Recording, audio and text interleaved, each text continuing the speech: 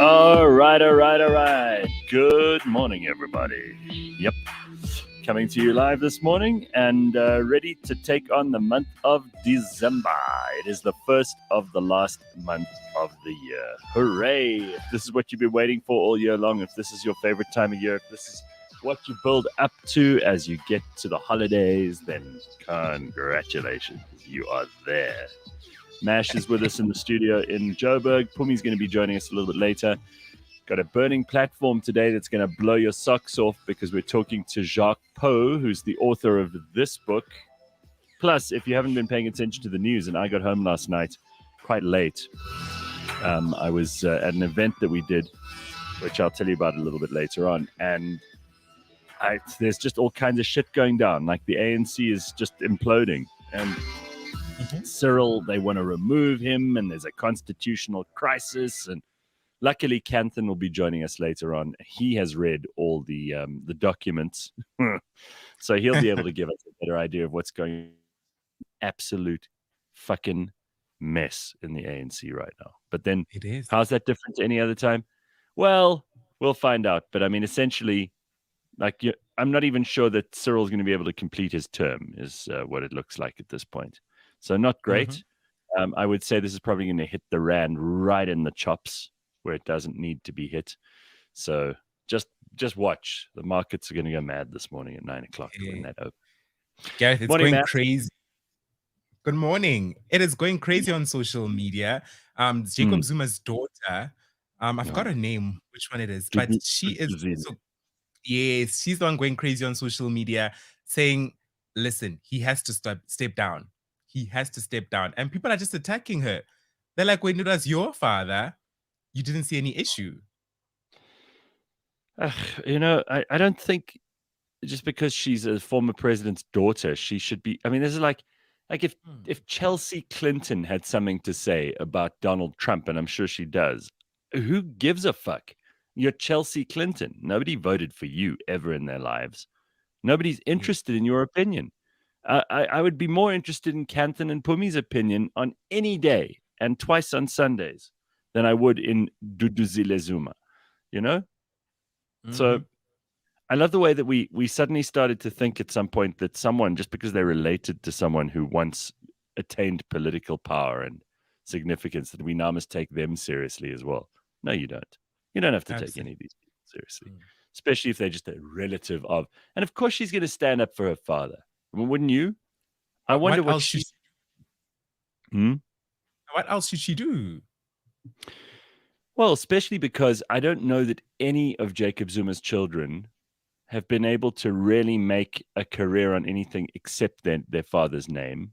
So, of course, they're going to defend him. He is their bread and butter. Even if it's just by virtue of the fact that their surname has been useful to get them into positions and into jobs that they've wanted to do. So, of course, they're going to defend their dad. Who wouldn't? If it was my dad, I'd probably be doing the same thing. But that doesn't mean you have to listen to me when it comes to political events, significant historical events, important constitutional matters. It's just ridiculous. But having said that, it was evident to me from the very beginning that Cyril is like the lamest of lame ducks. So I'm not surprised that this has happened to him. And I'm not surprised. I wouldn't be surprised if he retires in ignominy into nothingness. He just, kind of, nobody's that interested. People on social media are asking for him to basically step down right now. On Twitter, the streets are going crazy on the hashtag Phala Phala Farmgate. Yeah, again, I mean, the 3 million or so people who are active in South Africa on Twitter, of those, the maybe 10,000 who make the most noise, which are the ones you're talking about on the streets, these are not the real people. But because they're just the loud, bored people who are sitting at home or at the office using someone else's Wi-Fi, a lot of them unemployed. These are not people, again, we should be taking seriously. They're not major contributors to the economy or anything else. Here she is. Finally, someone who can maybe explain this to us, because Mash and I are a bit at a loss with what's going on. And I know you also got to bed late last night. And she can't hear us yet. Let's just wait. We'll get Pums on now.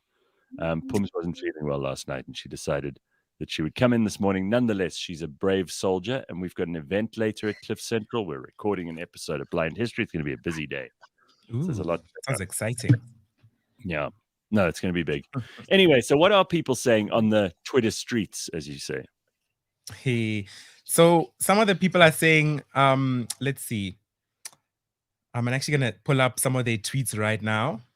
Mm-hmm. Someone is saying what President Cyril Ramaphosa is accused of is not corruption. So it's 50-50. Some people are defending, some people are on the offensive. So the report has been shared. I did read it this morning. It is quite vague, though, because people are pointing out that it does have some spelling errors, some grammatical errors. And on top of that, there are quite a number of maybes. Nothing is conclusive in this report. So that is one thing that's got people on edge and arguing this morning. Well, Pums, you've been very upfront. How are you? I can't hear Gareth. Oh, shit. So I can't hear you, Gareth, but good morning, guys. I Morning, couldn't morning, miss a day like today. I had to drag myself out of bed, feeling a little bit sick, but I was just like, there's so much happening. I gotta see what the people gotta say. Yeah, we can't not have you here this morning. See, I even brought even some energy drink. All right, so that is a must. I need to get some Piwe. Listen, I can't hear you, Gareth, so I need to get some Piwe to help me out, okay? All right, I'll just remove you in the meantime. In, yeah. How irritating. All right, someone says, Corona's boring, says, Kulubuse Zuma is more butter than bread, in my honest opinion. Is Kulubuse still alive? Kulubuse is still alive. Oh. Yeah, not doing much, but still alive and around. Well, most of the Zuma clan is still around, still in the public. I mean, where's the son? What's his name again? Duduzane. Yes, Duduzane. He vanished. Where's he been for the past while? No, he hasn't vanished. He was actually, I was called by somebody on Saturday that he was around Santon trying to find a party to go to. So, really? Mm-hmm. He's around. Also, just putting up a storm. Oh yeah, I mean that's like his father was. You saw the video. I think you and I played it, Mash, on Tuesday, of Gidli Higiza and Shabir Sheikh having a party at a restaurant called Zuma in KZN. Oh yes, I do remember that. That was wild. Anyway, let's look at some other stuff in the meantime while we're waiting for Pumi, because there's plenty to talk about this morning. And where do we even begin? Because we have such a lot to save for the burning platform that I want to do that. So a lot of people coming out with their Spotify best ofs for the year, and I was reposting a whole lot of that on Instagram anyway. If you've been sending them, I swear I've been trying to keep up, but I'm not going to repost it if we're not number one in your Spotify list. And Ches says, thanks to Gareth for making me feel guilty about liking and subscribing on YouTube. Cliff Central felt a second on my podcast, Behind the Darknet Diaries. Well, that's why I didn't repost your stuff, Ches. But a few of the people, I haven't nearly managed to get to all of them. But a lot of people have been tagging us in their favorite podcasts of the year. And some interesting things, which I'm really kind of pleased about, because, we get these reports and people always asking us about our numbers.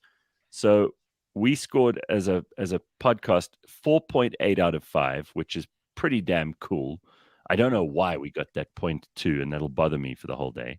But I'm thrilled about that. So thank you to everybody who voted in that one.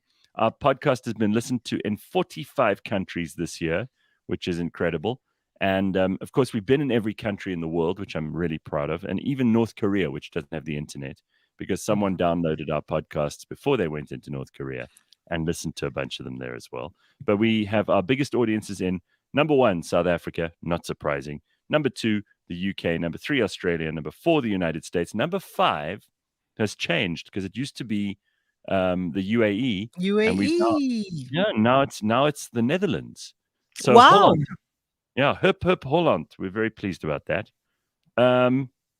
We are in the top 5% of the most followed podcasts in the world. And our podcast was in the top 10% most shared globally, which is damned exciting. So I'm really, really pleased about that. And That is thank you to everybody who supported us this year. It really means a huge amount to me. Every single time someone listens to or downloads or likes or subscribes, it is a reason to keep doing this thing and to keep taking things up a level. So thank you. Thank you. Thank you. Thank you. That's all I can say. that is beautiful. That is amazing news. Great way to start December. December. Mm-hmm. So, Pums, I was asking just now when you couldn't hear us, and now obviously you can. Maybe you just can explain what, because I don't really understand, and I went to bed last night.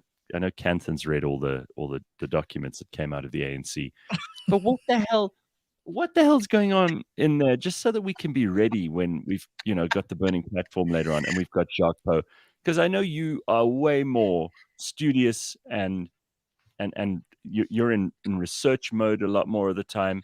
Help us understand what's happening with this Palapala situation right now and why So I Twitch think is first raised. we must let the listeners know that last night, Canthan, we have a little burning platform WhatsApp group.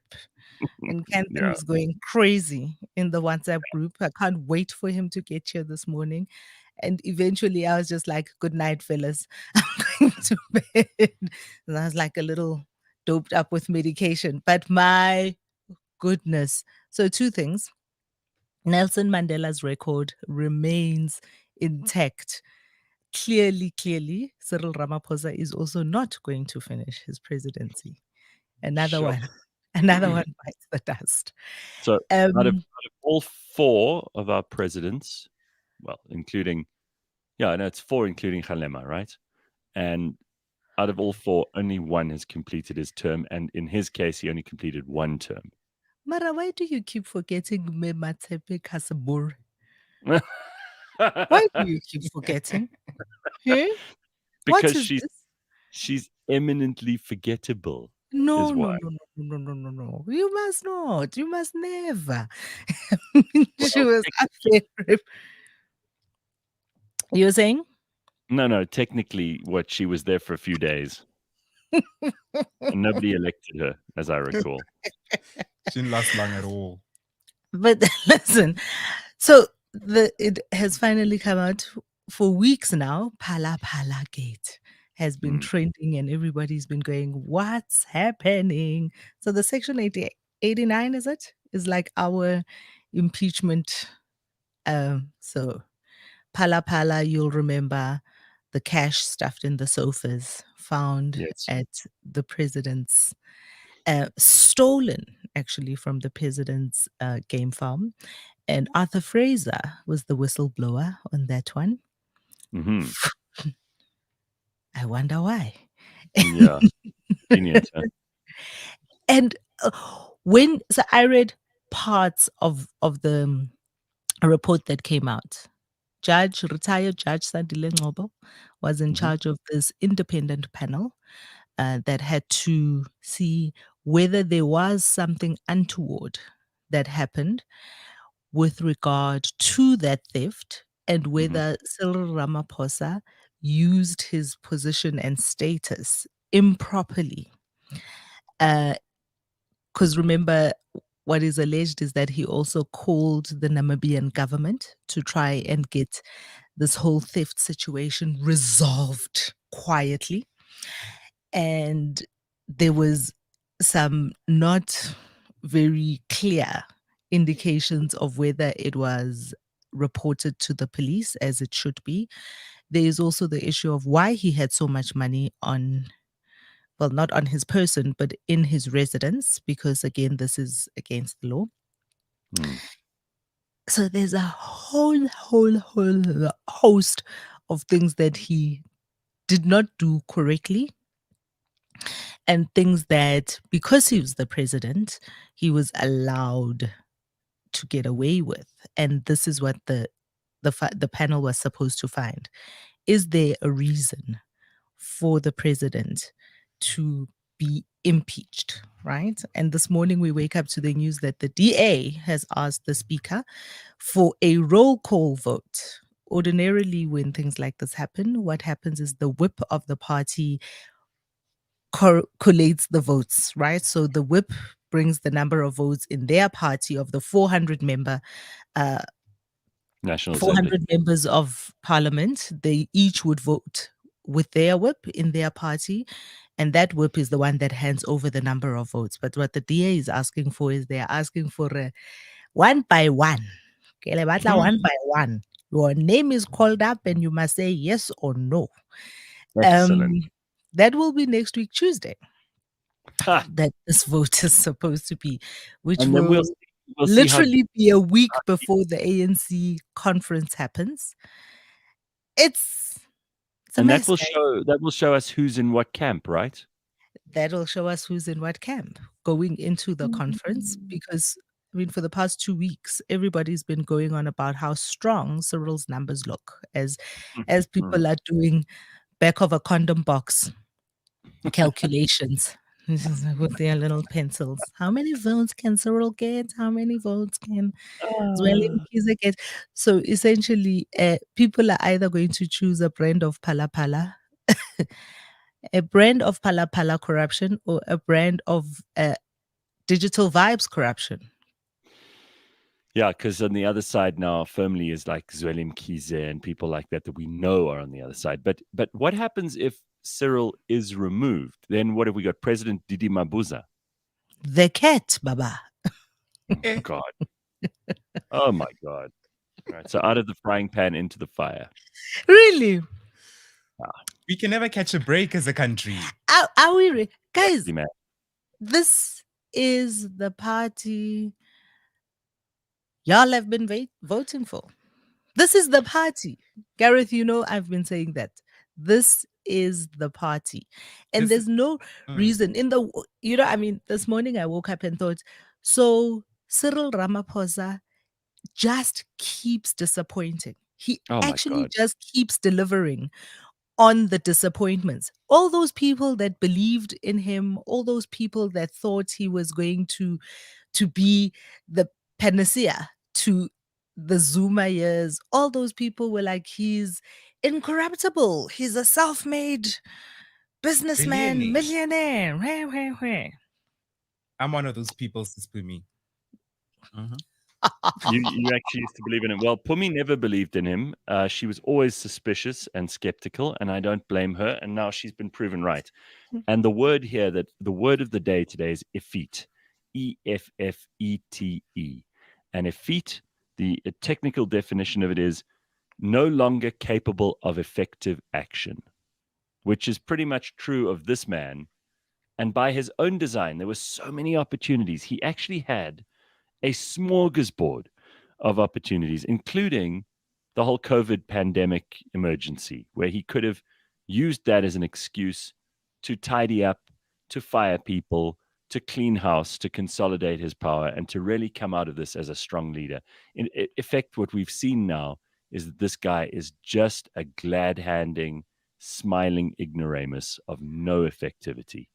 And George Meany in the comments here says he thinks we need a family meeting. Well, George, there was supposed to be a media briefing with the spokesperson of the president, Mr. Vincent Magwenya, this evening, I think. And a notice was sent out last night before we all went to bed. Hey. A notice was sent out saying that press briefing has now been cancelled. Chup still. At the time when he exactly should be coming out and speaking, the president is retreating. And then a couple of hours later, they were circulating information that Paul Mashatile has called for an emergency NEC meeting. And yeah, everything is unfolding. That's why I brought the giant bioplus. It's like the 1st of December. We're supposed to be slowing down, but it's like we're ramping up. Trust the ANC even to spoil December. Stink Mina says Didi Mabuza will never be president. If Cyril's impeached, Mashatile will likely take over. I mean, that is a possibility as well. But who knows how the internal machinations of the ANC are likely to result.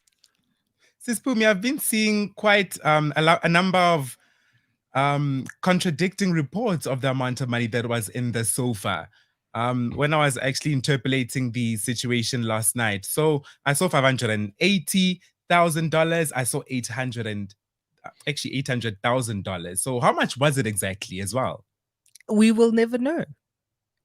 It was cash, remember? It was cash. There's no paper We will trail never there. know. It was hidden in a sofa. This is like the stuff where the old school bank robberies where they go stick them up and empty all the cash into this bag, and then people. So the one thing I think we haven't quite wrapped our heads around is what hidden in the sofa means or looks like. Because trust you me, you're not stuffing. Because we try. Remember, Gareth, we even tried to calculate how many, if it was $100 notes, how many those would have been, and how you would. This is not like money that's in the side. You know, like when you in those old school sofas when you sit down and your pants and the. This is not money that is in the sides. This money had to have been the cushioning of the sofas had to have been ripped out so that it could be stacked inside there. And you've got to think about all of what that means, right? So why in the sofa? So you can smuggle it. It's not like hidden in the sofa so it's sitting in his lounge. It's so you can just put it in the back of a truck, a moving truck, and you've got, nobody's gonna like stopping you to check where was this money destined for? Where was it going? It's amazing to me that really for a guy like Cyril, this is such small money. This is tiny money, but you never know in politics. It's the little things that can trip you up. Eh? It's the tiniest little thing. It's something that who even knew where his game farm was before this story? Who even knew what he had on his game farm? I mean, we knew he used to go to these wildlife auctions and buy a couple of things. I know who even knew what Ankole was. Exactly. Those Ankole cattle.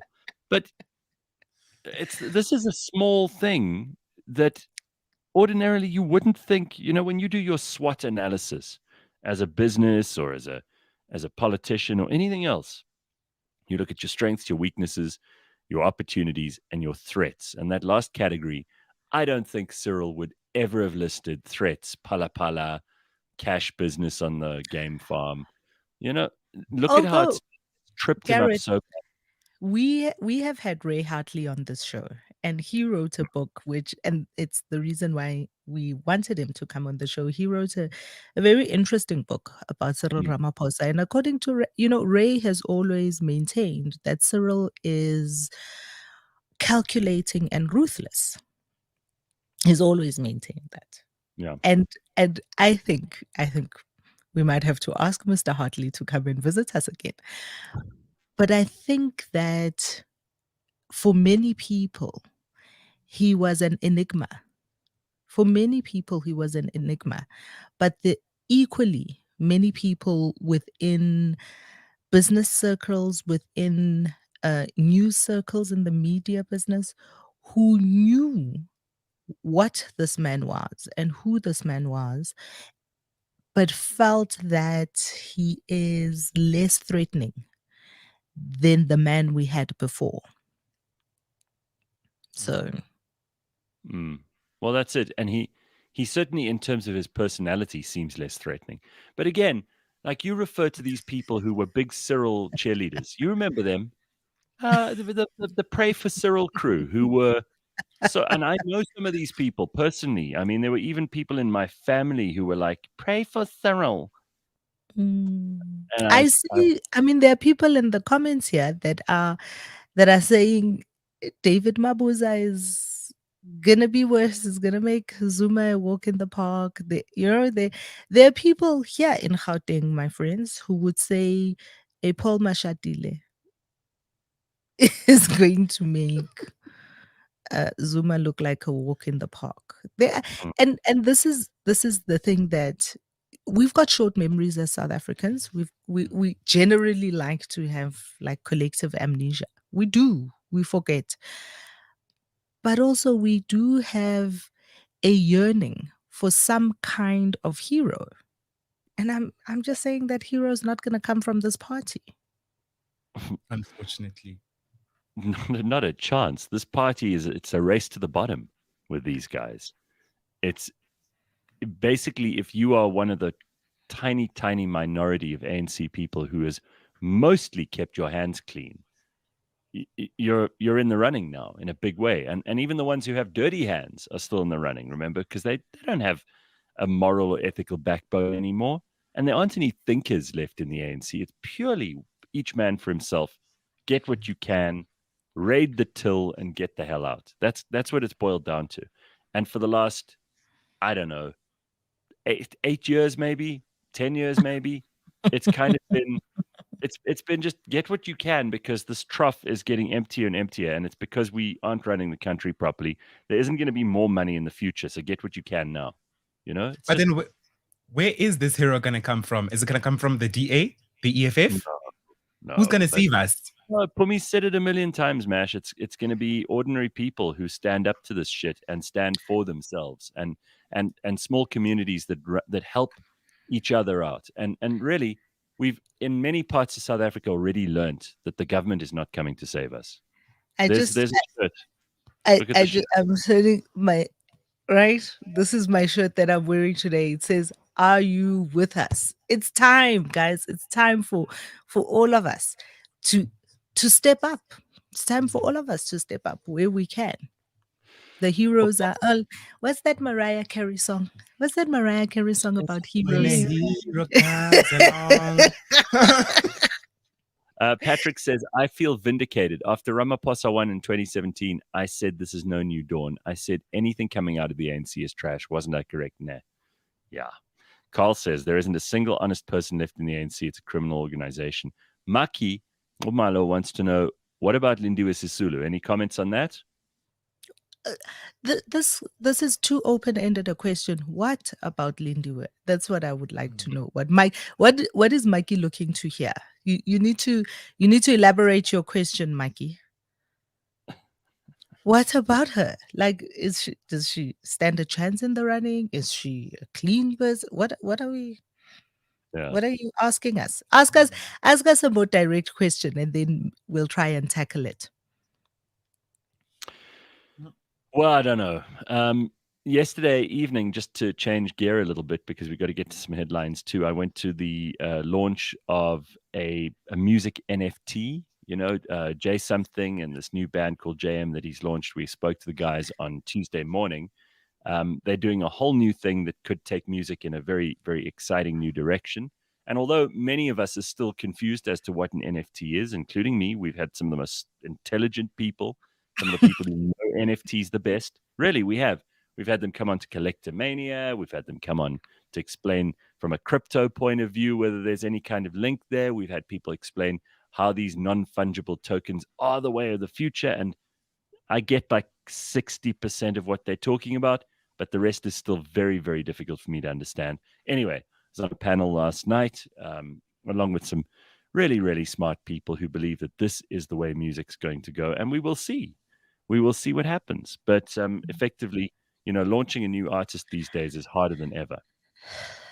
Do you remember a couple of years ago, before the NFT, well, more than a couple, when Wu-Tang Clan, their last album, was a bit of an NFT, right? Because it was the only single pressed copy of it was, right.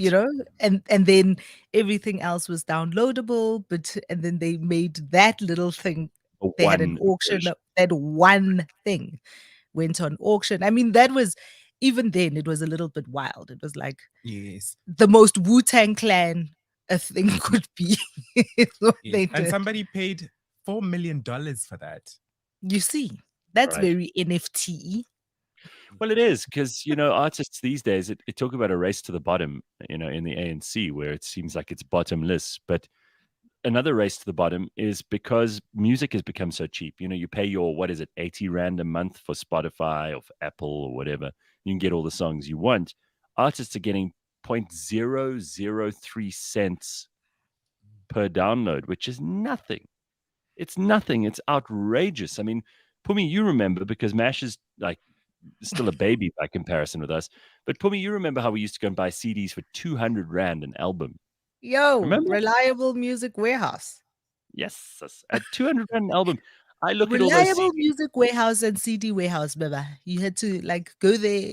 If you were lucky, you went to the like you went to the bargain bin because you couldn't afford it when it came out, the Right. original. So you had to wait a couple of months and just hear it on the radio or hear it on your friends' like, listen, music used to be Yeah. just owning the music used to be an adventure. And it was Rand for one it was album. 200 Rand. So Mash, I worked out the other day. So I have a passage down here that has shelves in the hallway with music on them. And I haven't been able to get rid of the stuff because I keep thinking, I paid so much for this. I don't want to get rid of it. Keep it. You can't get rid of it Keep now. it. There'll be an archaeological dig one day. Oh my And they'll God. unearth. Car manufacturers don't even put CD players in the cars anymore. No, I don't own a CD player. Even my laptop doesn't have a place you could put a CD in anymore. They haven't done that for like 5 years. So there's nowhere for me to play these things, but it burns me to think, like, I spent 100 to 200 Rand an album. Even at 100 Rand an album, that's like almost 1 or 200,000 Rand that would have been spent over, a good 15 years of buying music, which is outrageous. I would rather have that cash in hand. There's no way anyone's going to buy that from me now. Yeah. No. That's a false equivalent, Gareth, because truly, if you think about the hours and hours of magical time you have had with those CDs, playing those CDs, picking like people make Spotify playlists and like share those now. Listen, making a playlist was a whole thing. You had to like either have 2 tapes or you had to like download it onto your computer and then burn it onto another CD. It was just hours and hours because we had no Netflix, we had no streaming. Yep. Disney, we had lots of more time, and those things were all that tangible time that you spent immersed in your music. Gareth, that's worth so much more. You say so, Pumi, but you're not making me feel any better. Arbot says CDs at 10 Rand on bid or buy. Michael says, yes, but Gareth, artists these days are churning out songs only worth 0.008 cents a track. Oh, that's just awful. Yeah. Chase says, artists get so little from Spotify. It looks like I'm the only one who can't stand Taylor Swift. She receives millions from them.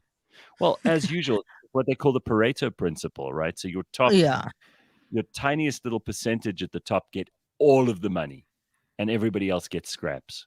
That's how it works. That's why when people talk about equality, I just like my head explodes. So there's what's his name? Most Def. He's changed his name now. Yasin Bey. Yasin Bey is his new name, and they have that podcast, Midnight Miracle, and they have an episode that's about the business of music and how it's changed for artists now with streaming services like Spotify. It's a fascinating.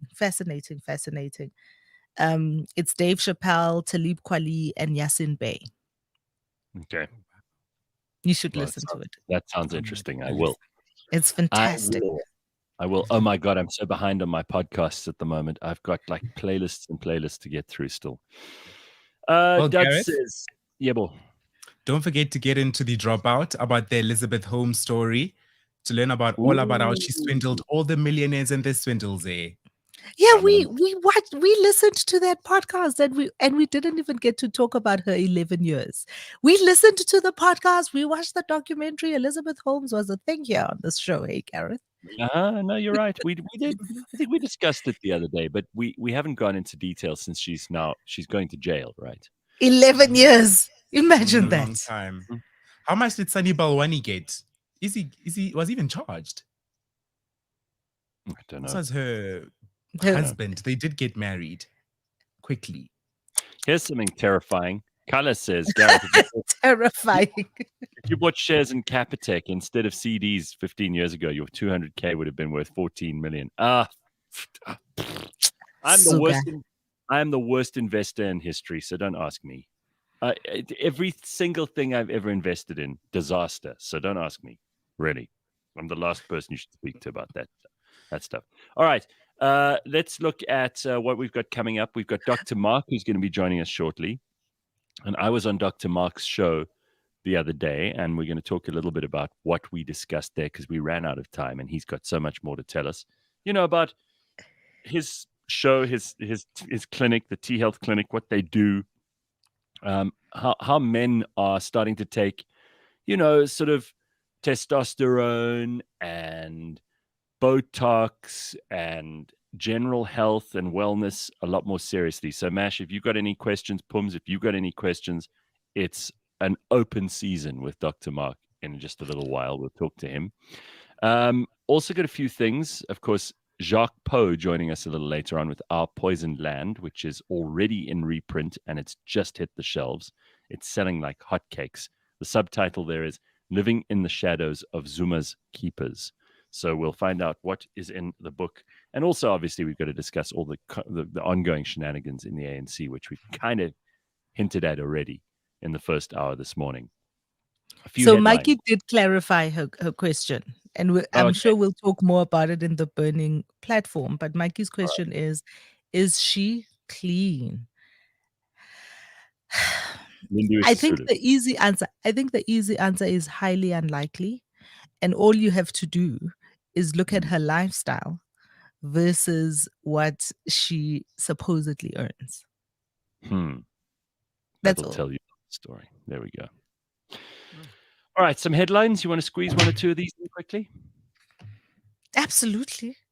All right. Where should we begin, Pums? Let's start off. We'll try to avoid the Cyril stuff until a bit later. We got the burning platform for that. But let's take a look. Avoid all the Cyril stuff. Don't pay. Allow us to do our job, says the Western Cape's top cop on kidnapping ransoms. So apparently this is something which is happening more and more. It is happening in Milnerton, Mitchell's Plain, and Gugulethu. Apparently, they are leading the pack in cracking down on abductions among the top 30 stations in the Western Cape.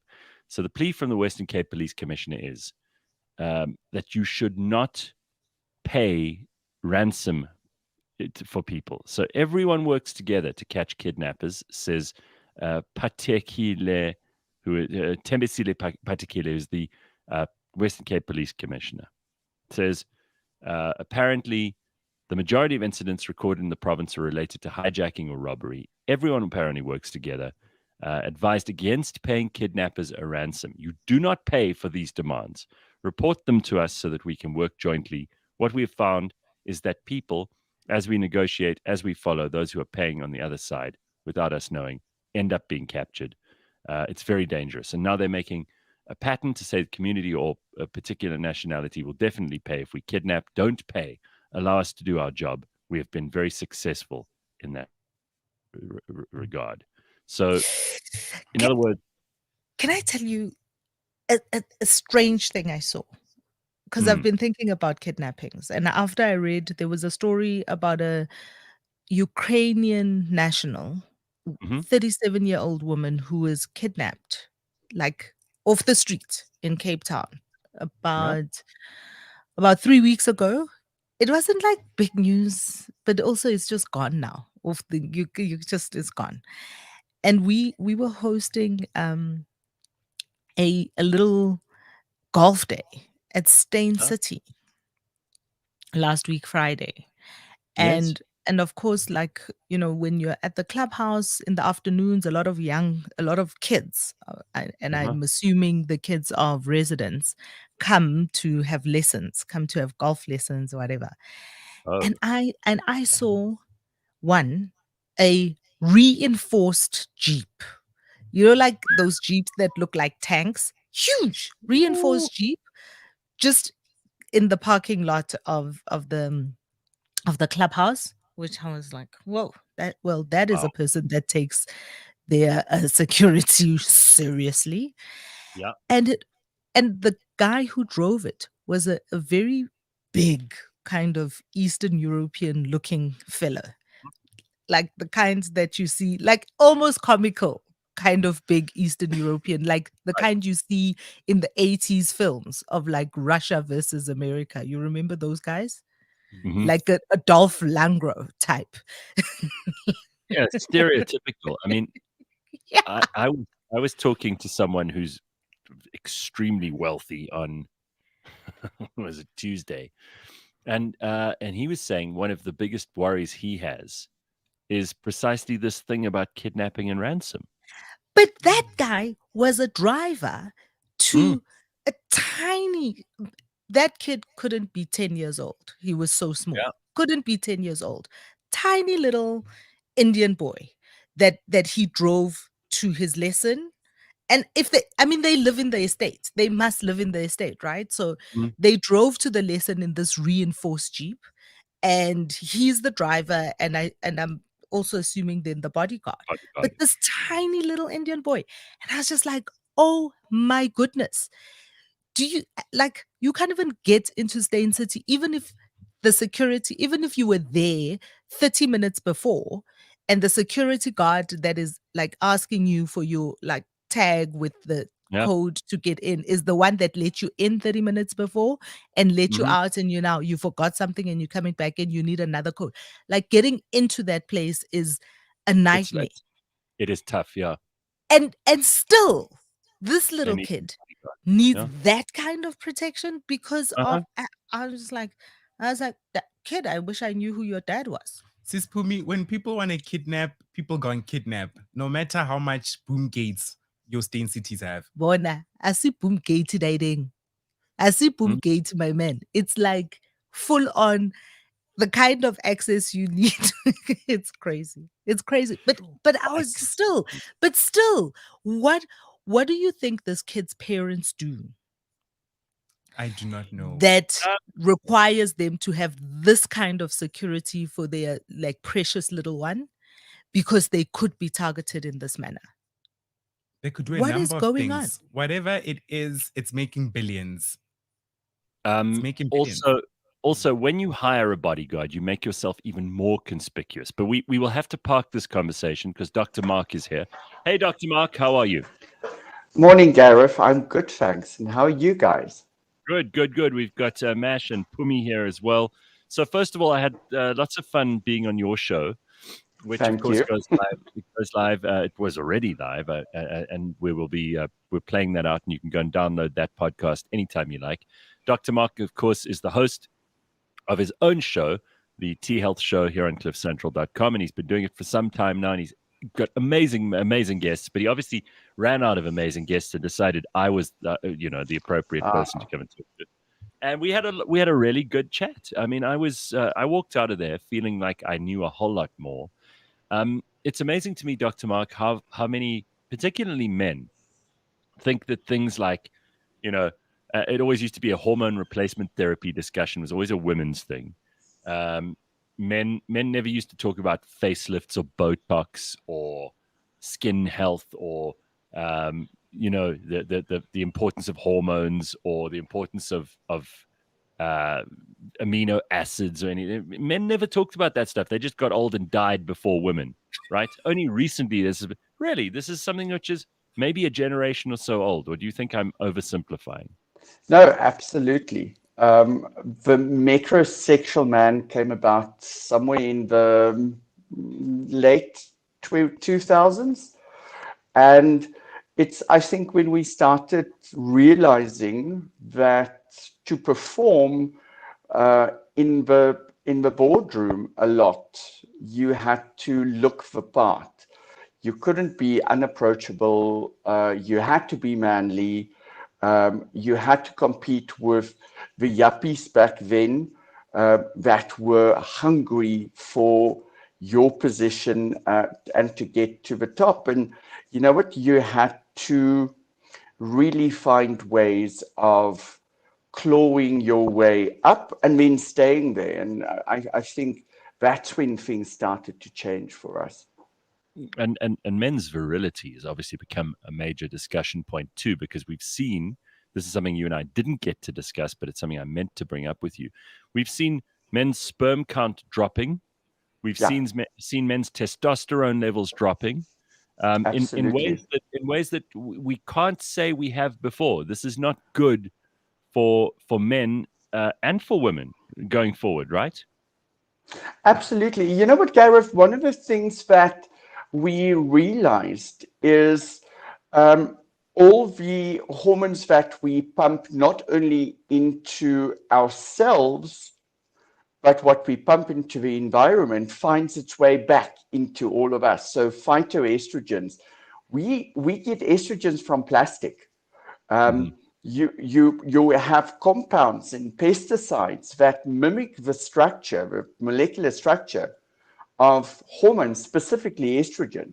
So not only are we not living the same kind of lifestyle where you have to fight your way, or be active, which elevates testosterone levels, but you're eating it in your meat, you're eating it in your chicken, you're getting it through your vegetables that's packed in plastic.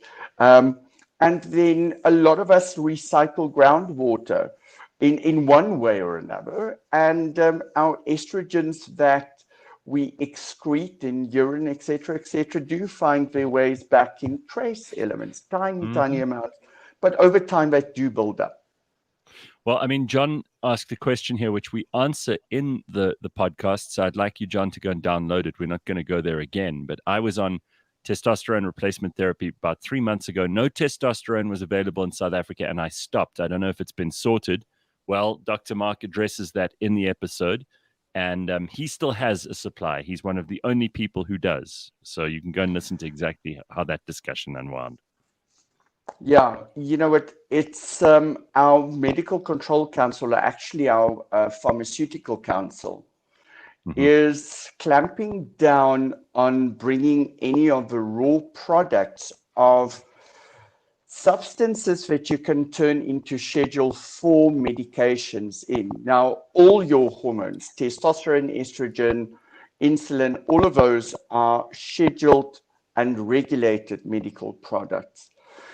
There was one supplier that was registered with council, and that was Pfizer, and they have not had a constant supply of their product for more than a year now.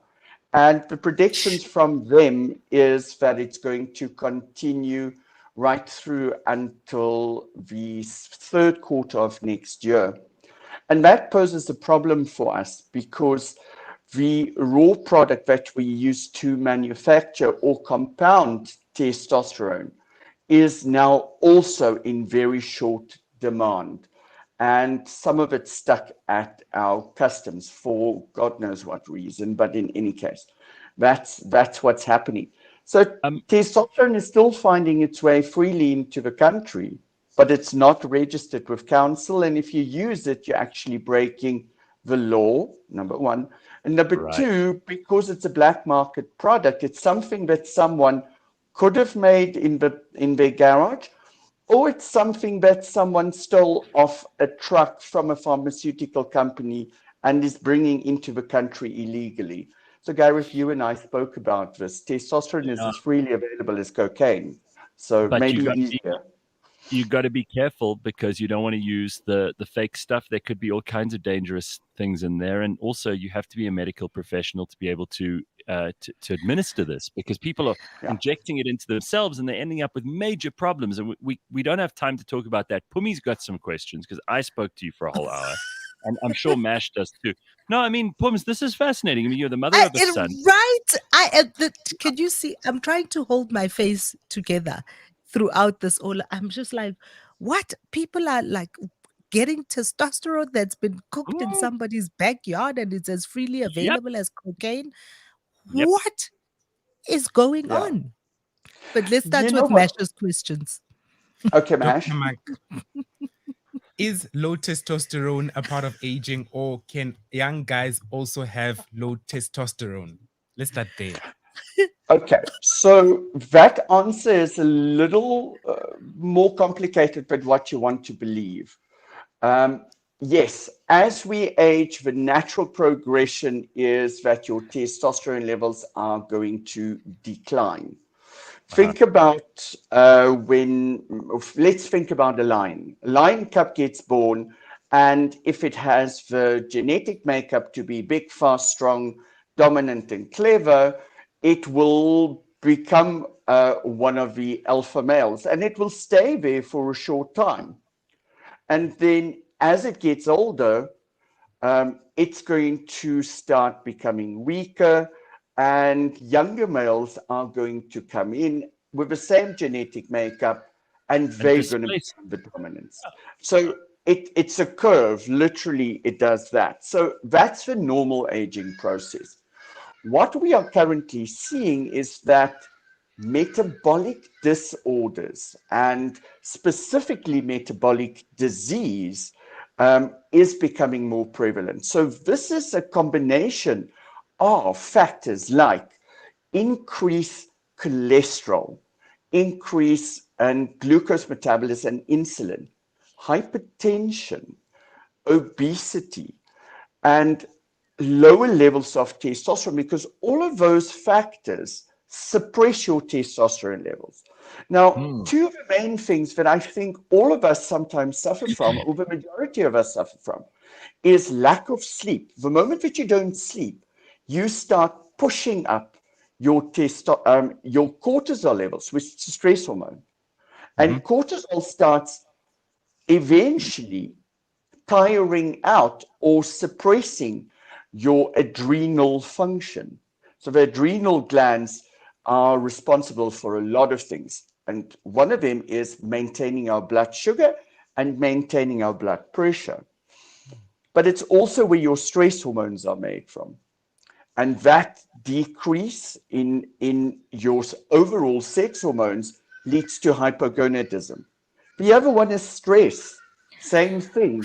If you're constantly under stress, your body produces stress hormones, which declines or causes a decline in your sex hormones, and it leads to further increases in insulin, further increases in your lipids, and a decrease in overall health. So it's not only age that causes this, it's other diseases as well, and sometimes medication.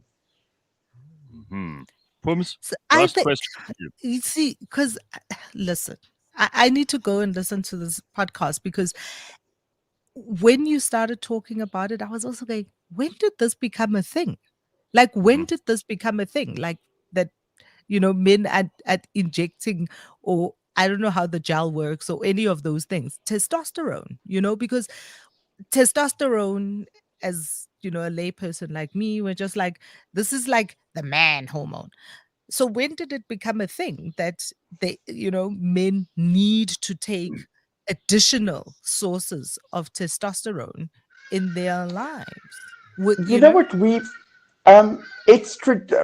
historically, we didn't speak about the male menopausal condition, which we call andropause.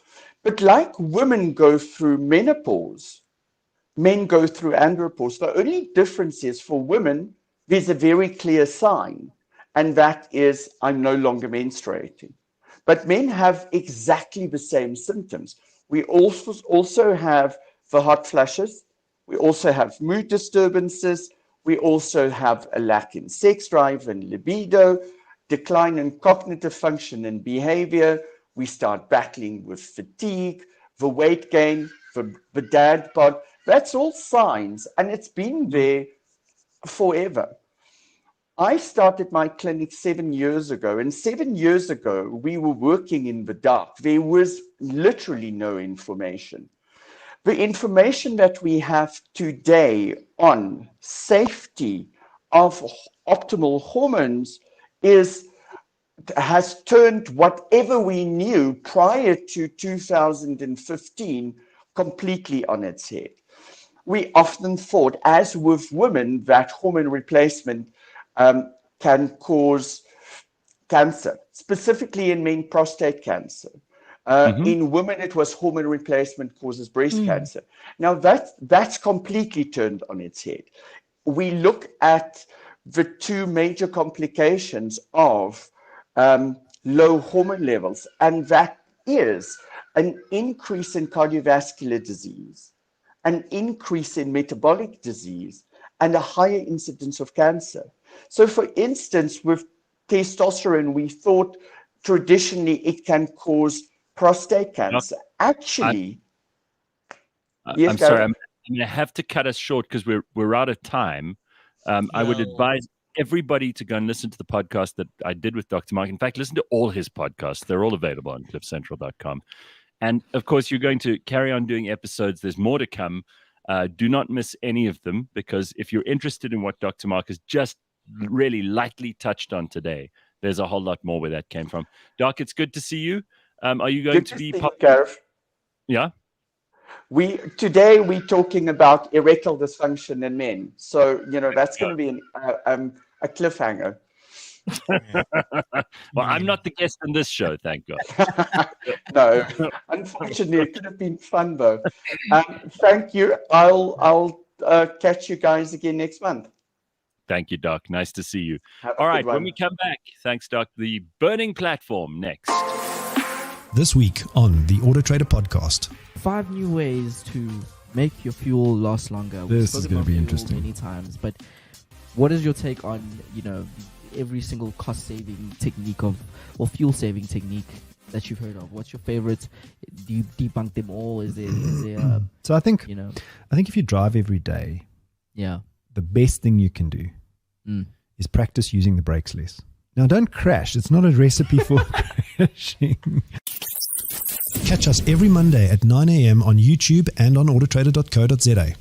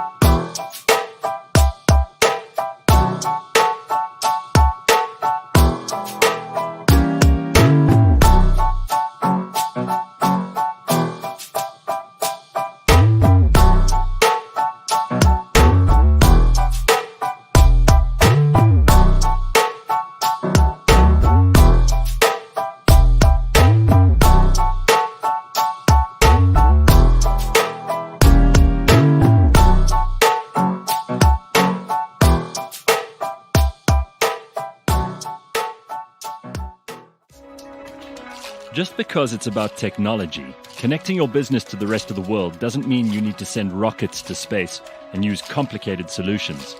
Want to simplicate things? Well, join Jacques Pauw, who is the CEO of Catalytic, on the Unbundled podcast.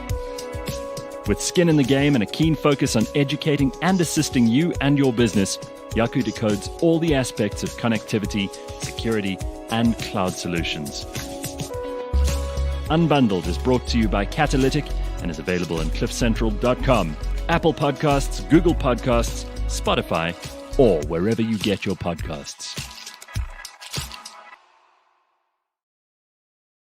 Right, it is time for us to go to the burning platform for today. Of course, every week there's something in breaking news, but today is especially warm. I'm also thrilled that we're able to bring you, quite apart from the current affairs situation, which is as hot as hell, we're also bringing you one of the most consequential authors of our time, one of South Africa's best investigative reporters, and someone who has been no stranger to controversy, and someone who's done a lot of the heavy lifting and the yeoman's work when it comes to South Africa and trying to understand the disastrous corruption of the last 10 years, 12 years, however many years it's been. He is Jacques Pauw, who I'm thrilled to say is joining us this morning live to discuss his new book called Our Poisoned Land, Living in the Shadows of Zuma's Keepers. Also, the full coterie of people on the Burning Platform this morning, our own Pumi Mashigo, as ever, and Kanthan Pillay this morning too. Pumi and Kanthan for a proper Christmas-style show to start December. And let's just turn our attention right up front to what happened yesterday. Jacques, it's a great pleasure to have you on the show. Jacques Pauw, well done on the new book. Congratulations. How is the new book being received? Well, they were obviously a mixed reaction to the book. The book had hardly hit the shelves, or we received a letter from Julius Malema Yes. ordering us to remove the book from the shelves by 5 o'clock that afternoon, saying that if we don't remove the book, he will exercise all his legal options, which might include an urgent application to remove the book. Now, since then, we haven't heard from Mr. Malema at all, which is very strange. It's 2 weeks later. He hasn't sued for defamation. He hasn't released a statement again. And we were utterly surprised because both Malema and his sugar daddy, Adriano Mazzotti, are known to be very eager litigants. None of them have sued us for defamation. Mazzotti has threatened to sue me for defamation for years and years and years. Absolutely nothing has happened. And I think, people must draw their own conclusions. Are you going to have a launch? They might still show up at the launch. We had sort of a closed launch, probably 10 days ago. When I published the President's Keepers, there were absolute mayhem during the launches, especially the one in Johannesburg. And not only were exclusive books hesitant to have an open launch where everybody is welcome to attend, but we decided this time we're going to have a closed launch. We're going to broadcast it live, which we did, and all went very well. I'm not one for publicity. I'd never want to go through what I went through in November, December 2017. It's worth reflecting. I mean, your first chapter, basically, you explain the situation of your last book launch. You take tweets from people. You discuss what actually happened there. It's a hell of an intro. I mean, that's dramatic in itself. And I recall last time I spoke to you, you had to come through to our studios.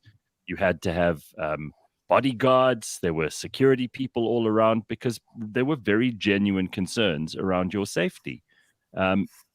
I'm pleased that Julius Malema and all his supporters and his friends and his sugar daddies, as you call them, are backing down on their threats, because I'm curious as to what exactly it was that he didn't want published. We'll get to that in a moment. But obviously there's a bark and no bite situation going on here, and he's probably less dangerous than he's ever been. A lot of people have seen through the smoke and mirrors that Julius Malema has been orchestrating for the number of years that he's been in our public discourse. Before we get into that, though, if you don't mind, I want to just ask Kanthan to explain to us what the hell is going on in the ANC. And feel free to jump in here, Jacques, Pumi, at any given moment, because we may not have a president for very long. We may have to have Cyril repeat what has been the course of action for all of our presidents except Mandela in not completing their term, as Pumi put it earlier. Kanthan, please take the floor. You were WhatsApping us last night late. Tell us what the hell's happened. You mustn't be WhatsApping people that late on a Thursday. We must get ready to be here early in the morning, please. I have no time for you youngsters and your proclivities. Go on, Kanthan, tell us. I tweeted yesterday before the report came out that essentially Ramaphosa was taking the Bart Simpson defense. And the Bart Simpson defense, you might remember, is I didn't do it. Nobody saw me do it. You can't prove a thing. And that's essentially what he did. And I think a lot of people were of the view that former Chief Justice Sandile Ngcobo was going to be soft on it, because you might remember there was a statement from the former Chief Justice saying that he was going to confine his report precisely to the terms that were defined by Parliament, and he was not going to venture outside of that. And everyone turned around and said, oh, this means that the guy is basically captured. Well, it turns out that working within that very precise framework, the team, and I don't want to say that it was just the former Chief Justice. There was a team of 3 people, and they went through a point by point analysis of all of the allegations that were leveled against the president. And ultimately, what they came up with was that the guy had actually broken the code of conduct consistently.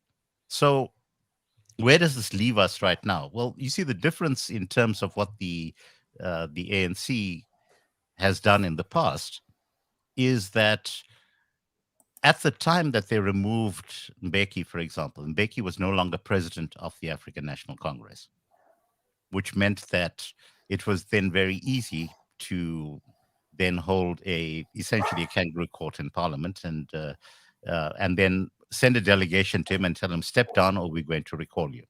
And Mbeki then proceeded to step down. The difference, of course, that we have right now is that Parliament is packed with Cyril Ramaphosa's people. And so it's a very different scenario to the Nicholson judgment that led to the removal of Mbeki. It subsequently transpired that the Nicholson judgment was flawed, you might remember. But by that time, the damage had been done and Mbeki had been ousted. The question right now is whether all of the people who have gone to bat for Ramaphosa this year, who are sitting in Parliament right now, are now going to stand up and say, well, you've in fact broken the rules of engagement and you need to be stepping down. My suspicion is that the ANC is not going to do that. And the reason why they're not going to do that is that they are all in Parliament at Ramaphosa's behest. So at that level, this ends up being a clusterfuck of note. That's a hell of a way to describe it. Okay, but executive summary, just remember, okay, the recommendation, okay, the panel concluded that prima facie, the president may have committed a serious violation of sections 96(2)(a), a serious violation of section 34(1), serious misconduct in the way the president violated section 90. It just carries on, goes on. Section 92, section 90, but serious misconduct. And so, prima facie that he may have, of course, doesn't necessarily mean that he has. But he's got a case to answer to. But he has a case to answer to. But, just simply, based on the evidence that was submitted, any reasonable person would draw the conclusion that our president is either A, incompetent, B, corrupt, or C, both.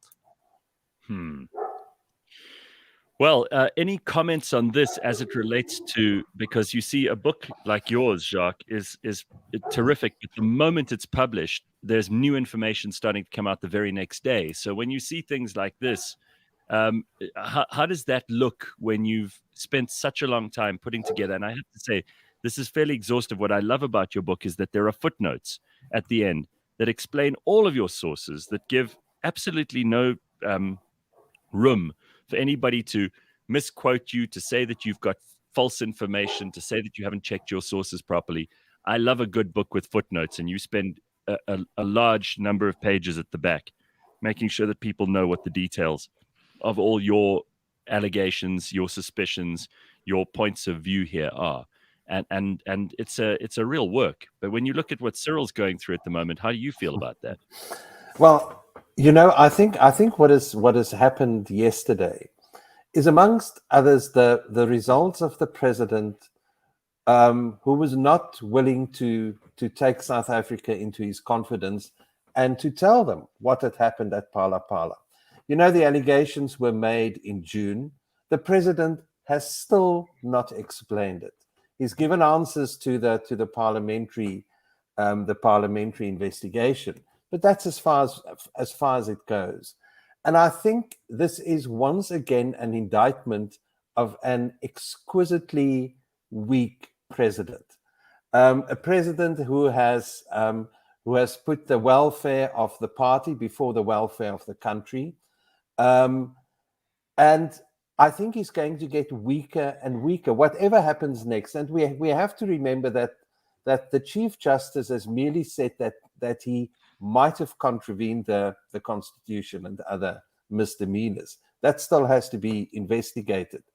But Ramaphosa, over the past 2-3 years, has been an extremely weak president. He started all very well. We'll all remember that first year of the Ramaphosa presidency, when he addressed the shortcomings in the law enforcement agencies. He fired Tom Uyani. He appointed a new National Director of Public Prosecutions. He appointed a new head of the Hawks. He made changes at the State Security Agency, the SARS Commission, the panel that investigated the SSA. So he started all very well. And then he started putting the welfare of the ANC before the welfare of the country. And what we're sitting with today, whatever is going to happen in the next 2 weeks, or in the next month, or in the next 3 months, he's going to remain a very weak president, because he's not been willing to act against people sitting in his cabinet who are useless. I mean, Beke Cele was failed commissioner of police. He has no moral authority to be the minister of police. People like Gwedi Montage, Lindiwe Sisulu. I mean, there's a long list of them. He hasn't been willing, and he hasn't been able to act against them. And he's a very, very weak president today. And I think we're going to see it in the weeks and the months to come, whatever happens with this inquiry. Well, let's get into your book, because this is a really, really tough read, because it really brings us face to face with how absolutely disrupted, disgusting, and messy our criminal justice system, among other things, are. But let's talk about the law enforcement agencies, because you spend quite a lot of time here going into that. They haven't got to grips with serious and organized crime in this country. There are people getting away with blue murder. Our prisons are full of seemingly people who've been arrested for dealing in drugs, or, small crimes that the ordinary people get arrested. If you and I don't pay our taxes by 500 Rand or 50 Rand or even 50 cents, SARS are on us like that. But it seems that if you're doing large scale corruption and crime and fraud and all the really bad stuff, you kind of get a free pass in South Africa. And that's been the case for probably the last 10 years, right? Absolutely. I started writing this book when a top policeman came to me, and he spoke to me about what had happened with the PRASA investigation, which is in my book. Here is damning evidence coming from a series of forensic investigations about the looters of PRASA that were given to the Hawks in 2015 already by the then chairperson of PRASA, who was Popo Molefe, and a real hero of the fight against state capture. So there was a series of investigations done by Treasury and done by several private forensic firms. They investigated 213 contracts at PRASA. Only 13 were found to be above board. There were two big contracts, the one for acquiring new locomotives, and the other one for security upgrades. The one was 3.5 billion Rand, and the other one was 4.5 billion Rand. That money is gone. That money has stolen. We know who the looters at PRASA is. We know the names. They've been mentioned at the State Capture Commission. That evidence, damning evidence, was given to the Hawks in 2015. Year after year after year, more evidence came forward as various High Court judges set these contracts aside. And in every case, the court spoke about the corruption that was committed at PRASA. Those investigations are gone. And I then started investigating what had happened to this evidence. Where is this evidence? And it's then, for example, that I discovered that the police general who was in charge of the PRASA investigations and who sabotaged these investigations during the Zuma years is now the head of organized crime at the Hawks. His second in command, who was with him, is now the acting head of the Serious Economic Crimes Unit at the Hawks.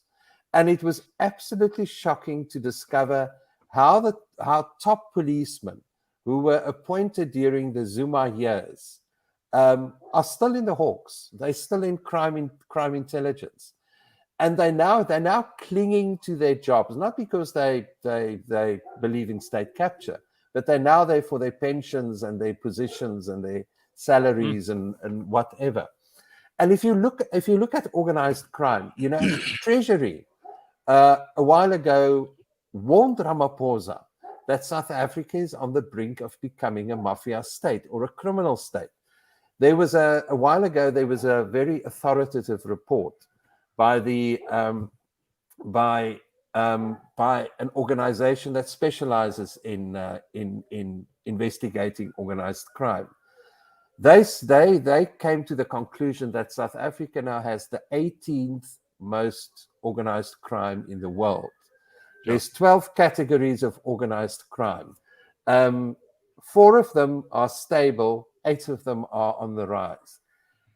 We see it, and it's not just organized crime.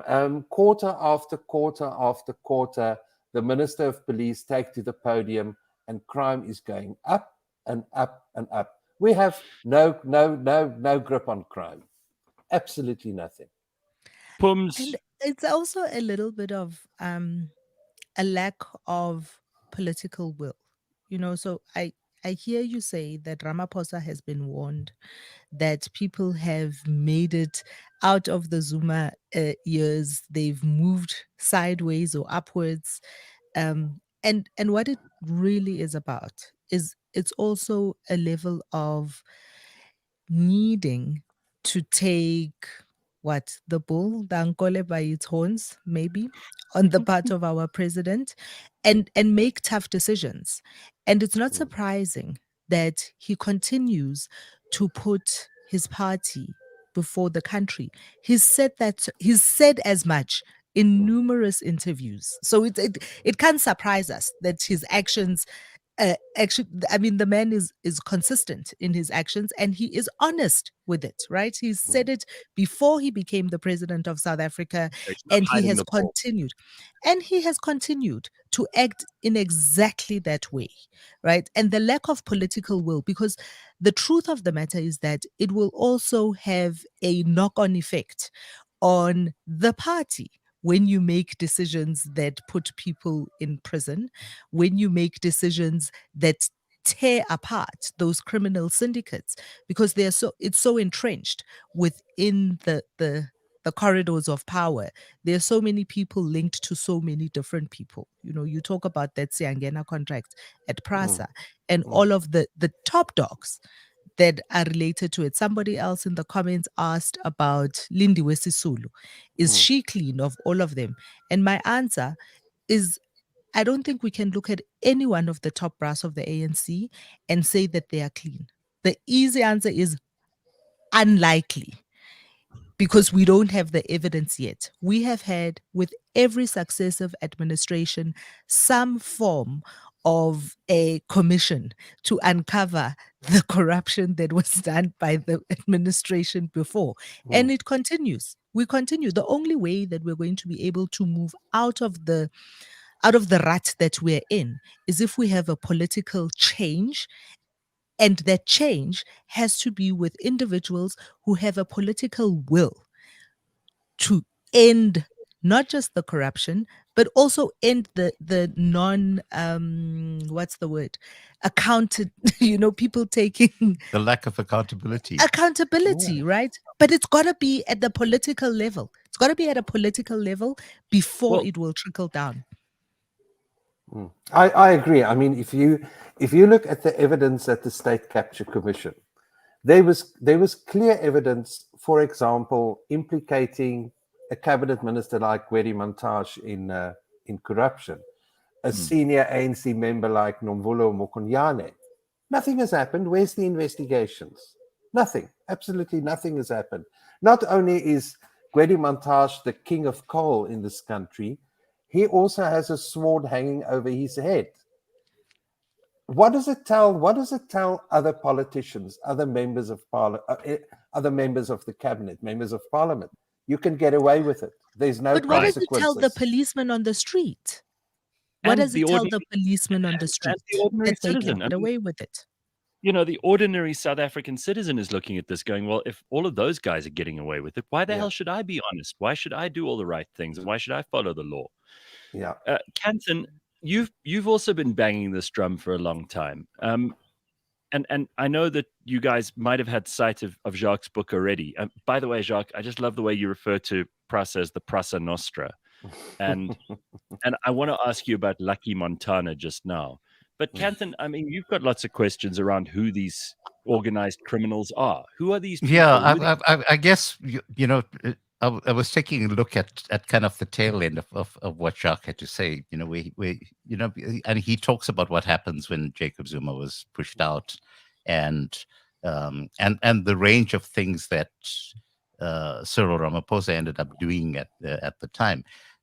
So, you know, just taking a look at, you know, he spoke about Arthur Fraser going. Now it turns out that Arthur Fraser was in fact the person that's directly responsible for exposing Ramaphosa's potential corruption.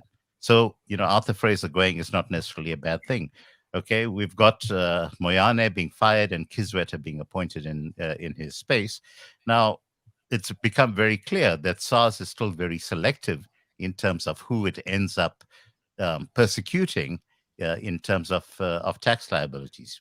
You still have not had any of the lifestyle audits taking place for any members of Ramaphosa's government, which was something that should have happened. You know, Sean Abrams went, yeah, that's cool, but you know, Shamila Batoy comes in as head of the NPA, but hey, how long have we been talking about the lack of prosecutions under Shamila Batoy? You know, for a few years now. You know, But Jacques, you know, the point that I'm trying to get to out here is there's nothing wrong with what you've been saying in terms of, you know, actually addressing all of the corruption that took place under the Zuma regime. But I think that, you know, the idea that there's an inherent goodness to Ramaphosa that is absent in Jacob Zuma, I think that's you know, fundamentally flawed. I think that the ANC as a whole actually has this so deeply ingrained. And the reason why, Jacques, I think that he's not doing things like getting rid of Gwede Mantashe, getting rid of Lindiwe Sisulu, is it goes back to the Smolanyana skeletons that we were talking about years ago. Pumi, what do you think? Absolutely. We are talking about a culture that has taken root in the ANC. And it's not a Zuma culture. It's an ANC culture that you can get away with anything for the sake of unity of the party. Ramaphosa is prepared to excuse anything. He hasn't, I mean, it's very important. He hasn't ordered the lifestyle investigations into his cabinet that he said he would do. You know, if you think when he came to power, he said he's going to appoint a lean and mean cabinet. He's going to get rid of all the fat around him. Nothing like that has ever happened. You know, even the underperformers remain. Even the underperformers remain. No, absolutely. Everybody remains. I mean, I think you can do virtually anything, and you can stay a minister in the cabinet. Top performers are treated like the low level performers. I mean, it's all who's a top performer absolutely fun. Who would be a top performer in your book? I'm trying to think. It might take us a while. I don't. Definitely not the deputy president. I don't know. I don't know. Okay. All right. Let me ask. I mean, the organized criminals, because these are the guys who operate outside of political structures but influence them heavily. And where the money goes is, I think, what a lot of people are interested in. Who are the most dangerous people in South Africa, and how much influence do they have on the politicians? Well, it's very difficult to be a successful organized criminal without having links to the state, having links to the law enforcement agencies. If you think about, for example, the looters of Prasa, and we know them, Mabunda, Mashaba, Roy Moodley, Ferreira, we know who they are. There was evidence against them at the State Capture Commission. They all had political links in Prasa, just like the looters of Transnet and the looters of Eskom had political links in government. And that's why it was so easy for the looters of Prasa, for example, to siphon off the hundreds of millions of rand that went missing. I mean, as an example, the 2.8 billion rand, for example, were paid out for the locomotives, 70 new locomotives for Prasa. We received 30 locomotives who were too tall. They're useless. Where's the rest of the money? It's absolutely gone. One of the main looters, Mr. Ashwell Mashaba, the businessman, is so arrogant that not only did he acquire, for example, a 5-star lodge in Limpopo, an award-winning lodge where it cost like 13,000 rand per person per night.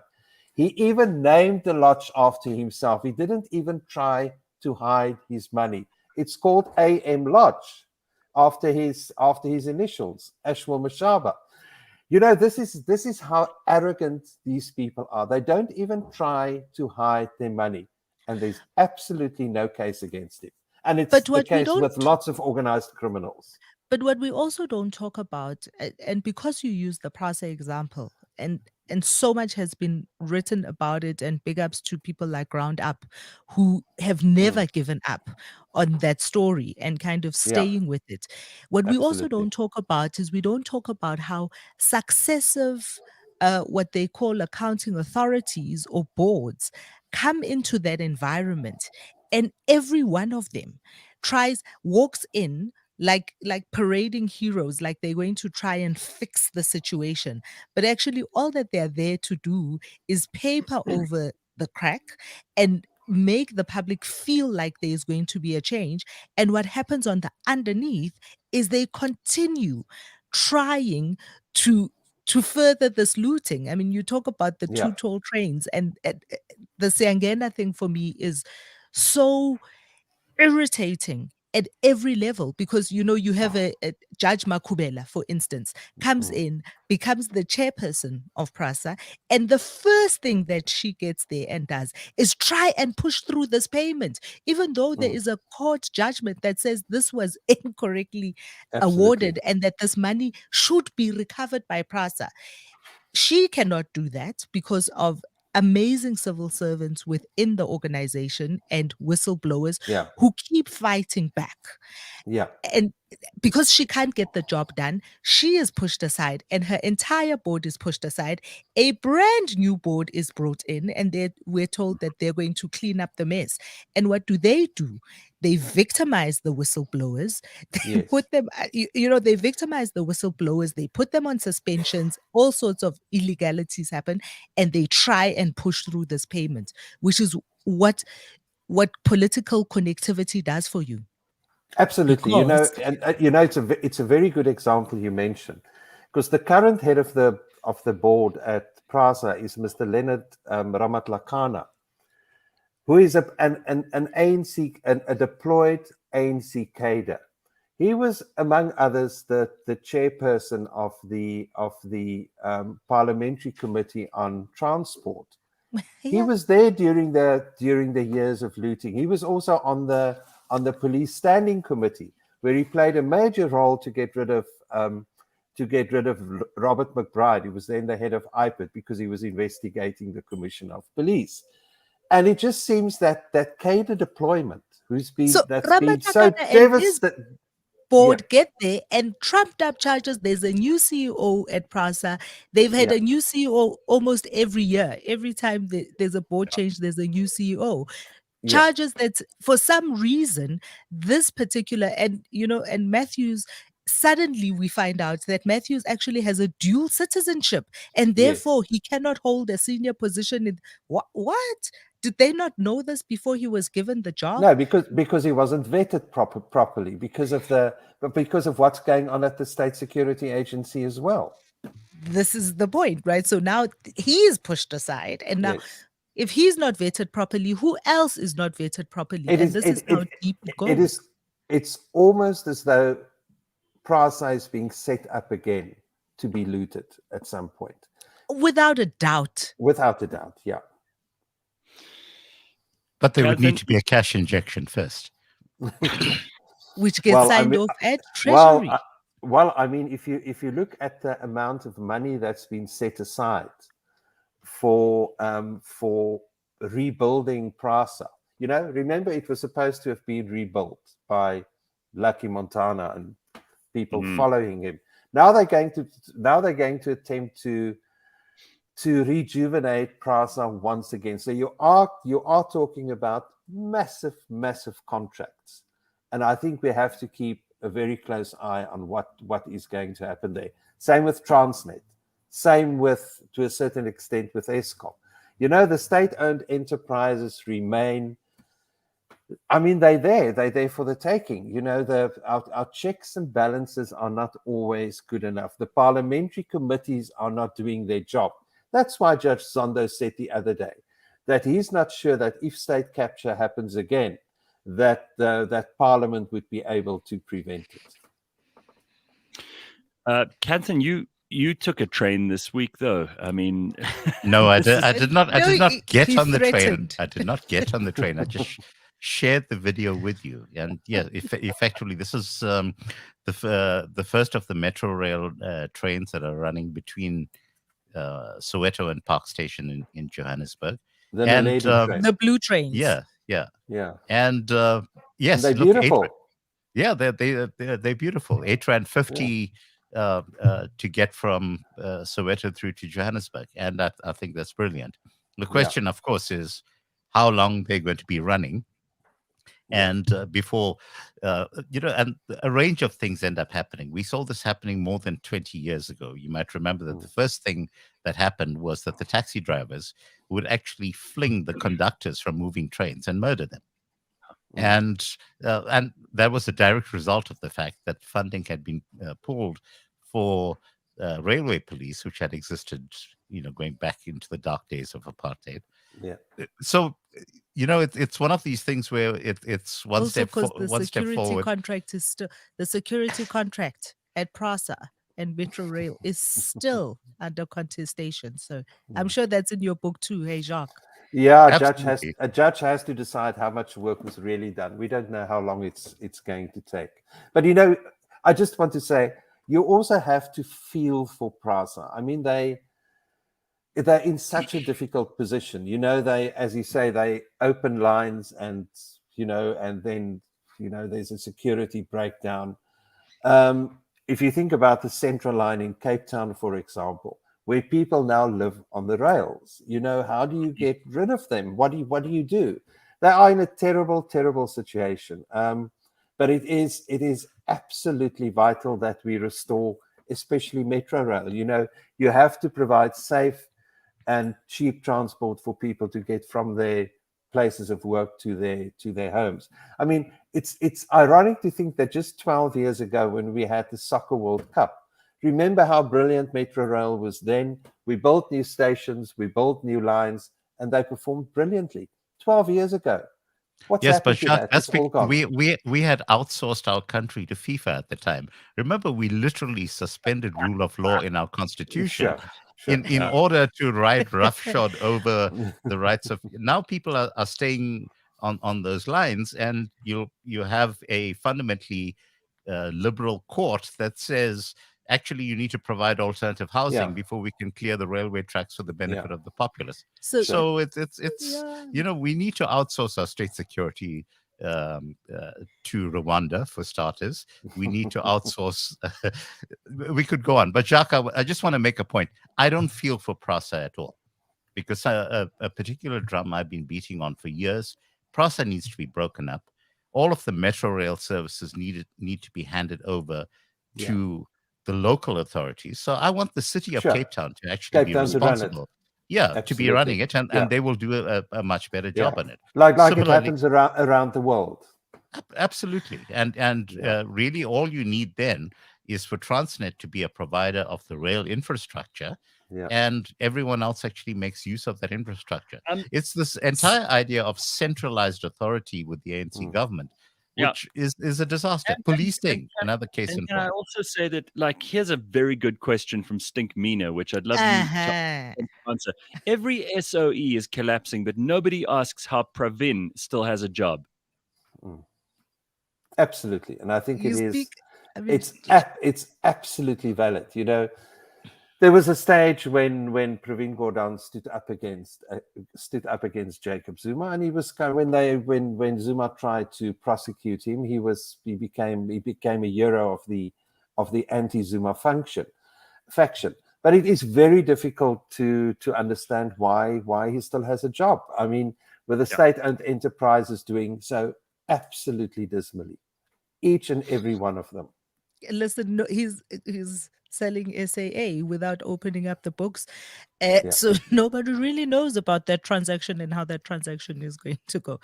And the same thing is now happening at Eskom. You know, they have still not produced their financials for the past 2 years to the authority down in Parliament. And very soon, I think we're going to hear that it is also being sold for 51 rand.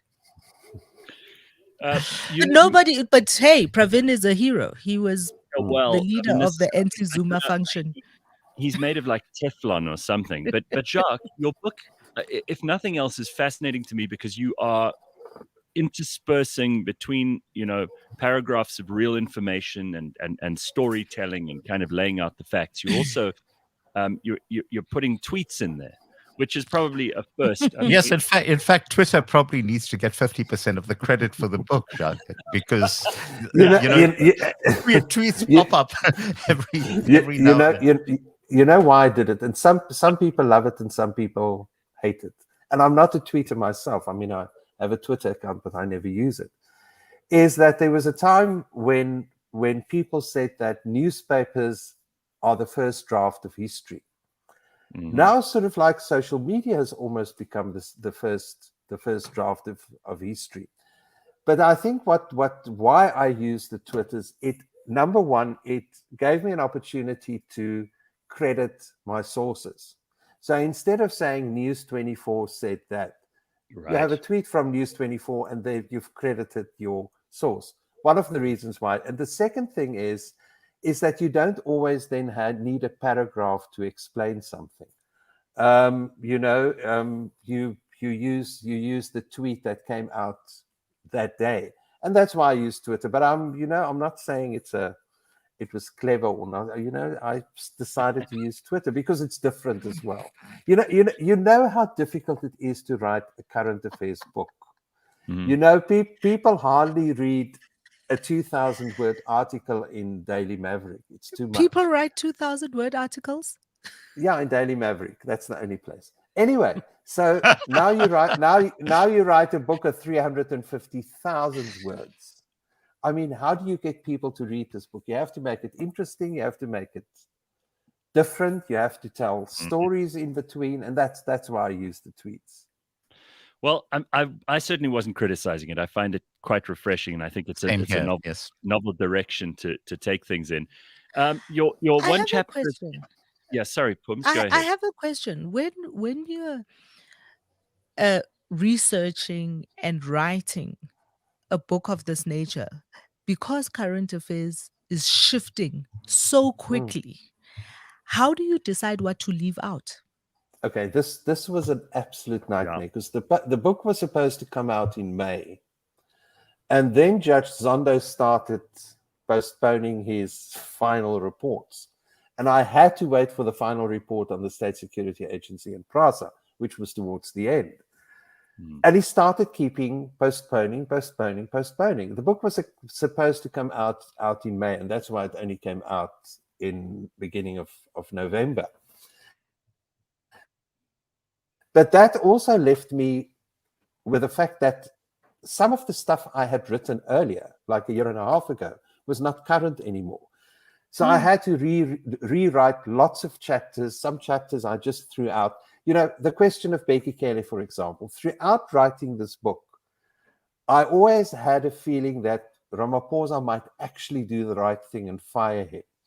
I write a lot about Becky Kelly, and if he was fired, what would I have done with all the information about Becky Kelly? It suddenly becomes irrelevant. So it's a nightmare to write a book like this. Well, I mean, you've got a couple of interesting chapters. I suggest that the chapter which Julius Malema was most keen to have excised from your book is Simba and Pumbaa, which is hilarious. I mean, they're obviously the two characters from The Lion King, and it's fairly evident to anyone who reads it that you're talking about Mazotti and Malema there. What is the nature of their relationship, and what have you discovered, and what has been, if there are any updates since you put that chapter together, on just how blatant and obvious their relationship is, and how you know one of them is being used and thinks they're not? Well, you know, just to start with, the fact that Malema lives from the handouts of others, or that he gets handouts from others, are not new. I mean, we all remember the On Point Gwangwa episode in the Limpopo province. The gutting of Limpopo. Yes, you mean absolutely. The gutting of Limpopo. I mean, there's been the VBS Bank where 1.89 billion rand was stolen by executives. 16.5 million rand found its way to Brian Shivambu, Floyd's brother. Another 5 million rand in unlawful loans went to Brian Shivambu, and from there he dispersed it to Floyd Shivambu, Julius Malema, and the EFF.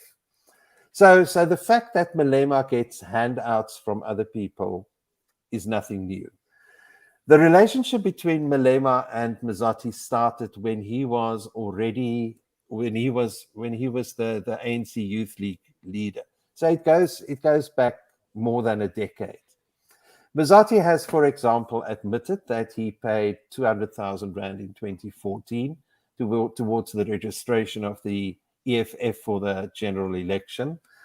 Afterwards, Carnelings, that's Mazotti's cigarette company, a director of Carnelings gave Malema a loan, to a R1 million loan to repay some of his SARS debt. So they've been having this relationship for quite some time. There's nothing new about it. The problem is, among others, that Mazotti is a self-confessed criminal. He was in terrible problems with SARS in 2014. They wanted around 600 million rand from him and Carnelings, or from Carnelings. He then, in an effort to make a deal with SARS, he made an affidavit in which he admitted that he is a cigarette smuggler, that he's committed fraud, that he's committed bribery, that he's attempted to bribe top executives in SARS, that he uses money to entertain politicians, etc., etc., etc. So Mazotti is not clean. And I produce other evidence in the book about his criminal activities. So Mazotti is not clean. It's not the kind of person that the leader of the second biggest opposition party should be in bed with. And then I received the information from two former employees of Mazotti that witnessed the relationship between them, that witnessed money changing hands, that witnessed the debauched parties that happened in Mazotti's secret apartment in Sandton. And it is, I say once again, I think it's very significant that Malema, on day one of the book coming out, made a hell of a noise about it. So did Mazotti. And then Malema ordered us to remove the book from the shelves. Then he threatened with legal action, and absolutely nothing has happened.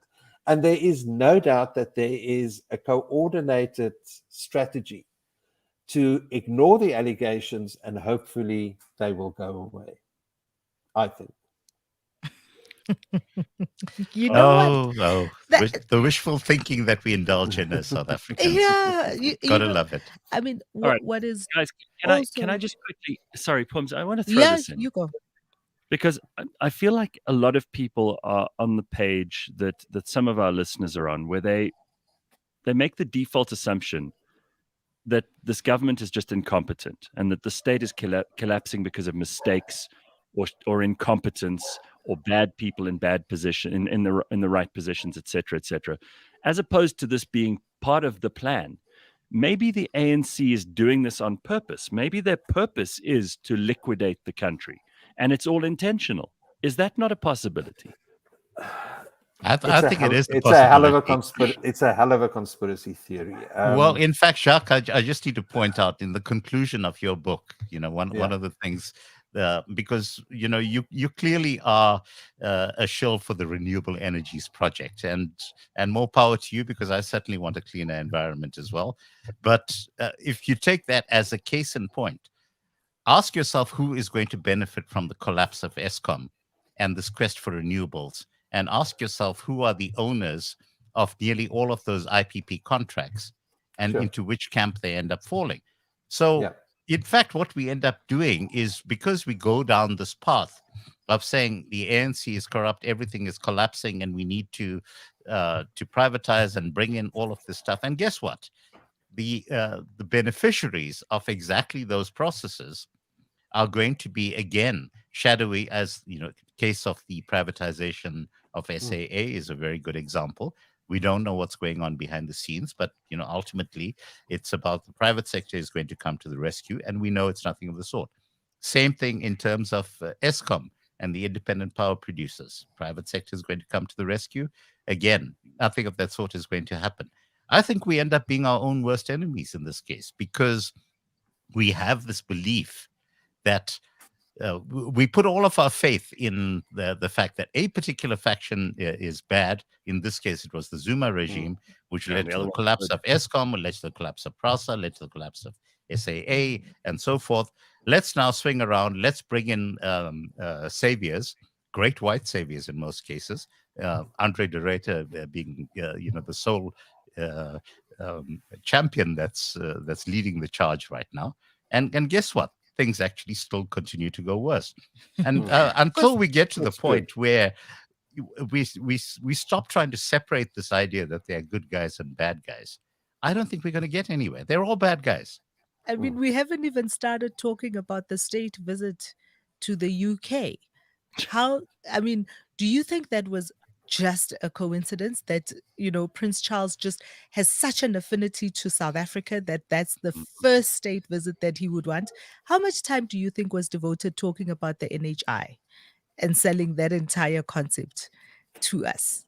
Well, I agree with you. I mean, and I think the core problem is bad political appointments in virtually each and every portfolio in government and cabinet. And unless we're going to appoint people who can actually make a difference, very little is going to change. We can't continue with Gordhan as the Minister of State-Owned Enterprises. We can't continue with Gwedi Montage as the Minister of Energy. We need efficient decision makers in crucial positions. Can't continue with Bheki Cele as the Minister of Police. He's too tainted. And you can go down the list. I mean, I can virtually mention and name all of them. We need efficient political appointments, people that can make decisions. But who's there? Can I toss in some predictions at this point, Gareth? We've only got a couple of minutes left. Go for it. Okay, so I think that the next thing that's going to happen in this Ramaphosa saga is we are going to have a recall, but the recall is not going to be of Ramaphosa. The recall is going to be of Didi Mabuza. And Didi Mabuza is going to be recalled, and Paul Mashatile is going to become the deputy president of the country. And the kingmaker and the successor. Absolutely. I agree with you. Absolutely. So I think that So if we watch Gareth. this play out over the next period, that's my call in terms of what's going to happen. Gareth, Look at Gareth's face. Do you see Gareth White last night? Why Well- I sent the text? Why I sent the WhatsApp last night to the group to say, listen, I'm going to bed and I'm just going to watch this thing play out. And on Monday, Paul Mashatile will be the president. Well, Well, do you think Parliament will vote in favor of a full-scale parliamentary investigation or inquiry?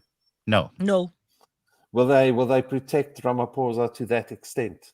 yes, On the 6th of December, and if the DA gets what they want, where they have a roll call vote, which is what they have written to the speaker to ask for, where each individual is called up by name and they have to say yes or no. Yeah. On the 6th of December, 4 days, is it 4 days before they go into their conference? You are not going to have those parliamentarians standing up against the strongest candidate for the ANC leadership. They are not going to do it. So we're not going to have that vote going against Ramaphosa. We're They're not going to have a parliamentary inquiry. No, we are not going to have a parliamentary inquiry. We're going to go into the next election cycle of the ANC, and Ramaphosa is going to be very strong. There's going to be a lot of haggling over there. But I think the person who is most likely to come out the winner is Paul Mashatile. Look, frankly, at this point, we don't need a parliamentary inquiry, guys. Actually, what we need is a criminal investigation that's, conducted by the police. Yes.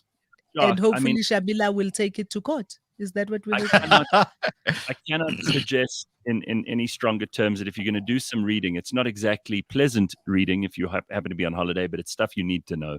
We need to be an informed citizenry. We need to know what actually happened in the last few years in South Africa and exactly how twisted and poisoned everything is. Jacques Pauw's book is called Our Poisoned Land, Living in the Shadow of Zuma's Keepers.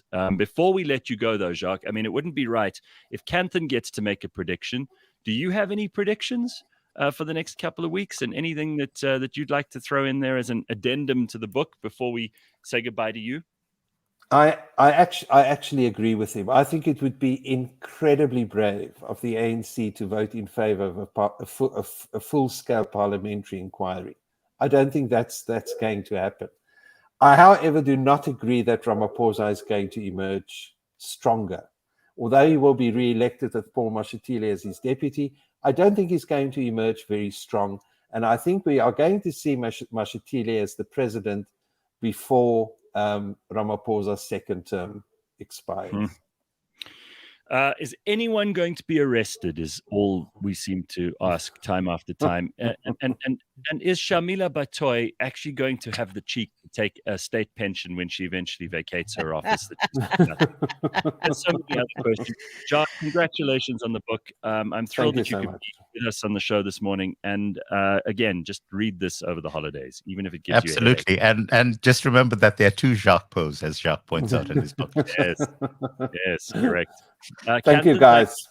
And Pumi, and we'll see you guys soon. Jacques, have a lovely holiday. Thank you. Bye-bye. Very good. That's the Burning Platform.